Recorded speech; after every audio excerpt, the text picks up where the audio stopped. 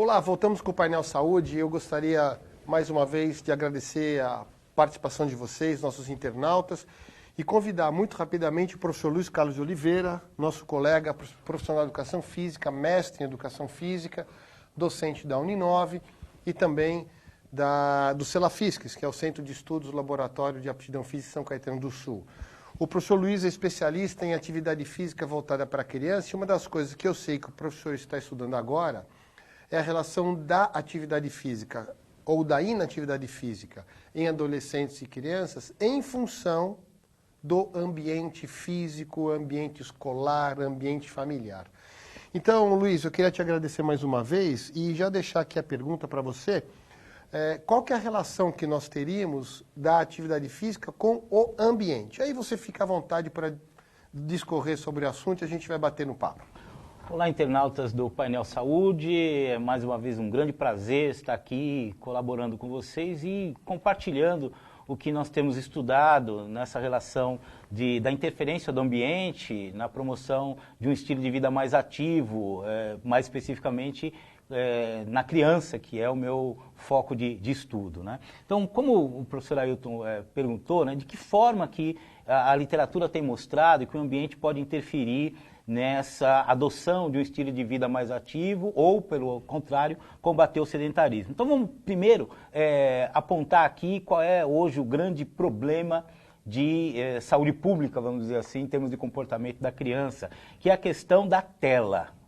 Então a literatura os estudiosos da área têm tentado mensurar aí o quanto que o tempo de tela pode comprometer o nível de atividade física diário dessa criança. Tela seria televisão? O que seria tela? São 4 telas básicas, né? A TV, que são os programas de TV de uma forma geral, e uma vez com o aumento, né, ou o acesso mais amplo às TVs pagas hoje em dia, isso ampliou bastante a questão do tempo de TV da criança, porque antigamente a criança tinha programas chatos, né? Eu, por exemplo, na minha adolescência, não gostava muito do Jornal Nacional. Hoje em dia, a criança não vai mais sair a hora que passa o jornal ou qualquer programa desse, porque ela pode pegar um canal só do programa que ela gosta. Então isso tem aumentado o tempo da criança na TV. Aí nós temos o videogame, que é uma outra coisa também que, de alguns tempos para cá, faz com que a criança permaneça muito tempo sentado. O computador, que às vezes é extremamente útil, mas tudo tem limite de consumo, e o computador também é uma delas. E agora os smartphones. Os smartphones são a 4ª tela, que essa criança ela não precisa estar sempre com ela, só que faz com que ela fique sentada mexendo naquele negócio, numa série de recursos aí virtuais. Então, TV, videogame, o computador e os smartphones são as 4 telas hoje que faz com que essa criança permaneça de 4 a 6 horas por dia em frente a uma tela e sentados.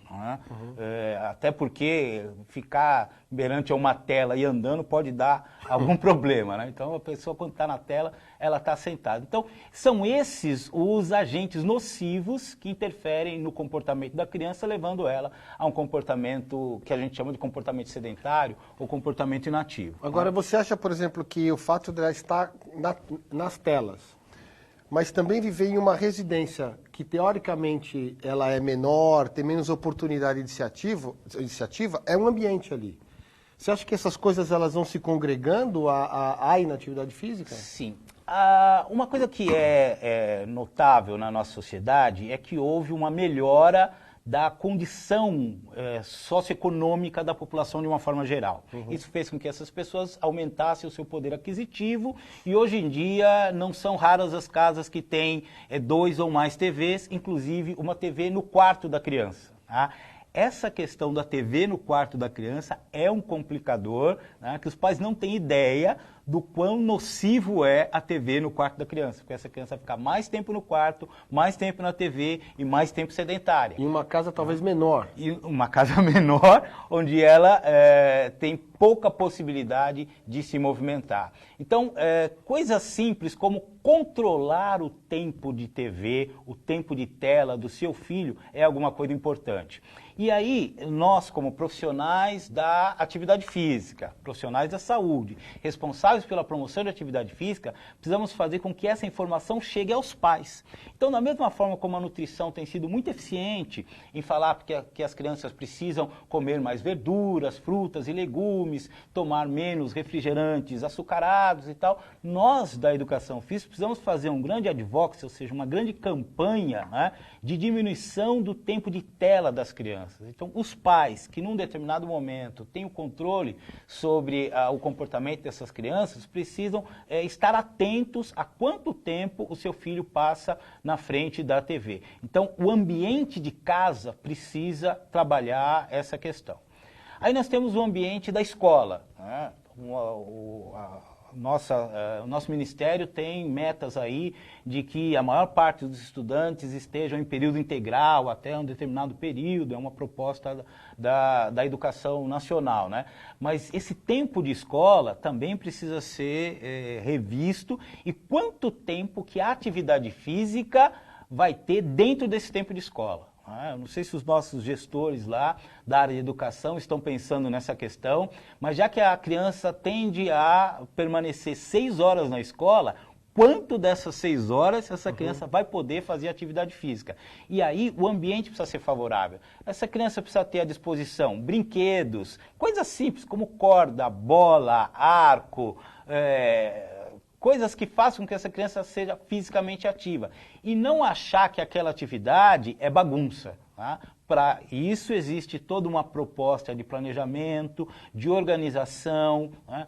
A própria turma da escola vai discutir qual seria a atividade mais inclusiva, a atividade mais prazerosa. Eles podem eleger a atividade que eles vão fazer, mas uma coisa é importante, que o ambiente da escola seja favorável a que essa criança se envolva com prática de atividade física.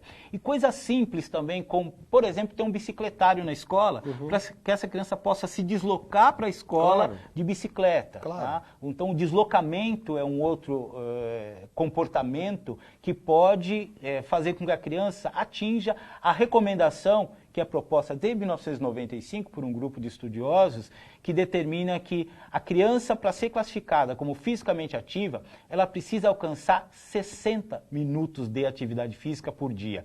E, de preferência, uma atividade física que vá de moderada a vigorosa.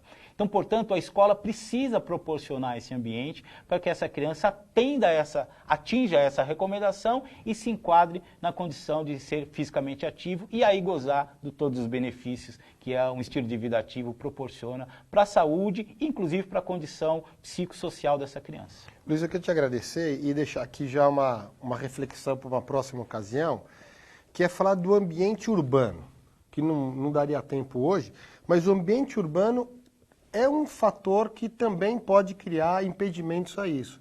Mas se você pensar, o ambiente da escola precisa rever, o ambiente da família e a moradia e essas condições também parecem ser favoráveis à atividade física. E o ambiente urbano, supostamente até agora, também poderia ser, parece que a questão da atividade física, do estímulo, ela precisa ser entendida de uma maneira muito mais propositiva na nossa sociedade. Então, para nós encerrarmos, eu deixo aqui os segundos finais para você, só para dar uma pincelada nisso e voltarmos numa ocasião com mais profundidade. Sem dúvida nenhuma. Então, nós entendemos que a criança, ela sempre vai estar em um desses 3 ambientes. Ou ela está em casa, no seio da família, ou ela está na escola, ou ela está brincando. Brincando aonde? Pode ser no prédio, no condomínio, pode ser numa praça, pode ser na rua de casa. Então, a nossa sociedade, de uma forma geral, o poder público, sobretudo, tem grande responsabilidade em proporcionar esse ambiente favorável a essa criança. Muito obrigado. Então fica nosso abraço, mais uma vez obrigado, Luiz. Esse tema vai ter que voltar porque é muito atual e o mundo todo discute isso através de uma grande conceituação chamada de walkability. Um dia nós voltaremos sobre isso, mas eu quero agradecer, um forte abraço, até a próxima, tchau, tchau. Obrigado. Um abraço a todos.